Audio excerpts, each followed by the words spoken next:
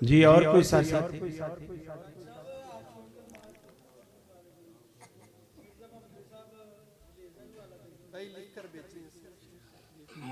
کوئی حل نہیں، کوئی حل نہیں، کرنے دو، میں سوال لوں گا انشاءاللہ۔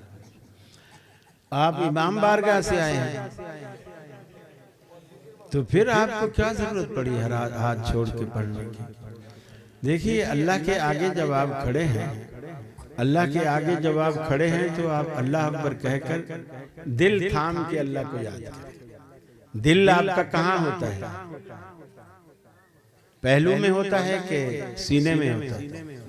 سینے میں ہوتا ہے۔ تو سینہ تھام کر آپ اللہ کو یاد کریں۔ دل تھام کر یاد کیا جائے تو اس یاد کا مزہ ہی کچھ الگ ہے۔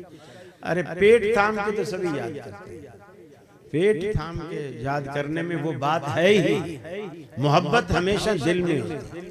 اور آپ اگر ہاتھ چھوڑ دیں گے تو سائیڈوں میں تو گردے ہیں، گردے میں کسی کی محبت نہیں ہوتی، محبت صرف دل میں ہوتی ہے، اور دل سینے میں ہے۔ دل تھام کر آپ اللہ رب العالمین کو یاد کریں۔ ویسے بھی حدیث میں آتا ہے، حضرت وائل ابن حجر بیان کرتے ہیں کہ میں نے اللہ کے رسول کو دیکھا، وضع یدہ الیمنی علی یدہ الیسری علی صدرہ، آپ دائیں ہاتھ بائیں کے اوپر رکھتے، پھر دونوں کو آپ اپنی چھاتی پر رکھتے۔